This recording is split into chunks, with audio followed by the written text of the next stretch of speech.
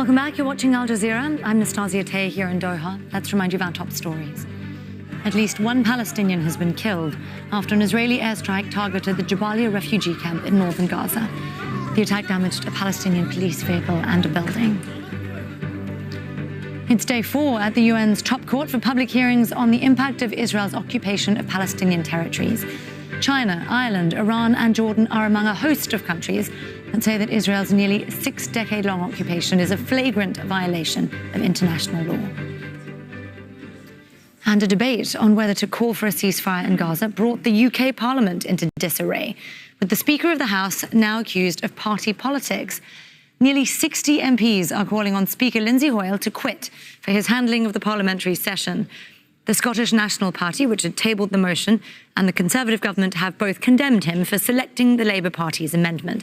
They accuse the Speaker of trying to avoid internal divisions within the Labour Party, despite his duty of impartiality. Well, for more on this, let's speak to Harry Fawcett. He's across this for us from Westminster. Harry, it feels like more and more MPs are piling on here. What kind of pressure is the Speaker under right now? Well, it's certainly increasing pressure, especially since in the last hour or so, the Scottish National Party officially said as a party, it's the third largest party in Parliament, it had no longer any confidence in Lindsay Hoyle, Sir Lindsay Hoyle, to carry on in his position as Speaker of the House, accusing him of partisan politics in favour of Labour during the debate.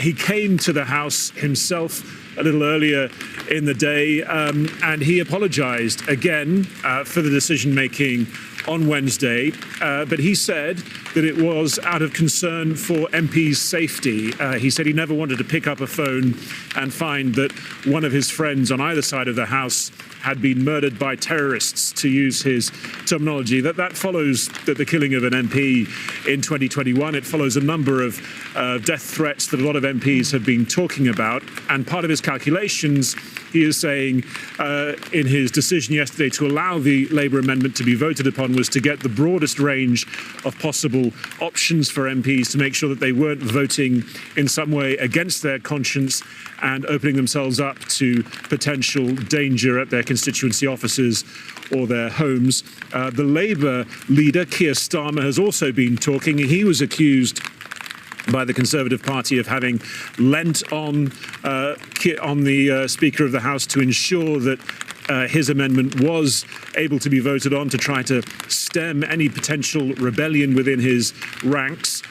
He denied having threatened the Speaker, but he did say that he had urged him to allow the amendment to be voted upon. Harry, can you explain for our viewers what exactly was quite so controversial about his decision on Wednesday? Because it's obviously within the context of the way that the UK House runs.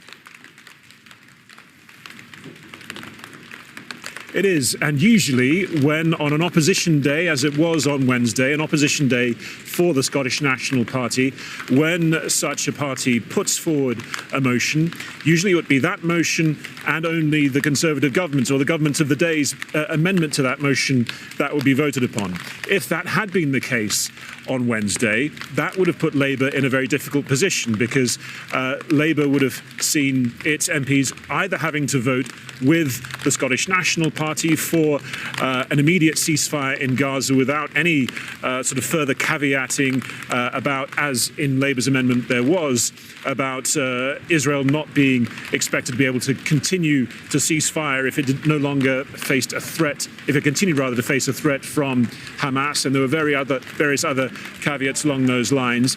And so his decision to dispense with tradition and the usual running of things, to allow that Labour amendment, really allowed Labour to have its own MPs vote with it and not have a potentially politically damaging result, another one, in the House of Commons in the run-up to an election. So that's why it was controversial. The Scottish National Party says that it wanted to have its own motion voted upon as well, because it mentioned collective punishment of Palestinians in Gaza. Labour accuses the Scottish National Party of playing politics itself by trying to engineer such a division and rebellion within Labour ranks. So all of this has really been sort of leveraging, to some extent, at least it's being seen by many, to be leveraging what's been going on in Gaza as part of a sort of domestic opportunistic political game and calculation.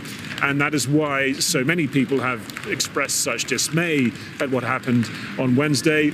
And along with that, there is this very serious question over the future of the Speaker of the House. And indeed, we'll see whether he survives this. Harry Fawcett there with all the latest for us from Westminster. Thank you, Harry. Well, the conflict in Gaza has also been overshadowing a meeting of G20 foreign ministers in Brazil. Earlier this week, Brazil's president accused Israel of genocide, angering it and its ally, the United States. Al Jazeera's Teresa Bow has been covering that meeting for us and has this report from Rio. Well, the foreign ministers of members of the G20, but also other countries invited by Brazil, are meeting today here in Rio de Janeiro. It's the second day of this meeting happening here, which shows the big divisions at this point that exist within the international community, with thorny issues being discussed. On Wednesday, we saw the foreign minister of Brazil, Mauro Vieira, condemning the paralysis of the UN Security Council when dealing with issues like Ukraine and Gaza. The United Nations Security Council has failed to act, for example, during Russia's invasion of Ukraine because of Russia's veto power, and has failed to call for a ceasefire because of the United States veto power. So what Brazil is proposing, in a way, is transforming world governance, carrying out deep transformations within the United Nations, within the World Trade Organizations, making developing nations have a say in many of the world affairs. However, it's not likely whether Brazil will be able to achieve this because of the comments made by President Lula da Silva comparing the war on Gaza with the Holocaust. This has generated a diplomatic firestorm here in Rio de Janeiro and among the foreign ministers present here today. On Wednesday, we saw Secretary of State Antony Blinken traveling all the way to Brasilia, to Brazil's capital, to meet with President Lula da Silva. We're hearing that Foreign Minister Sergei Lavrov is going to be doing the same thing today. So lots of divisions within the G20 members, the foreign ministers here in Rio de Janeiro. We're hearing that there's not going to be a joint statement because of the failure to reach consensus among the member states.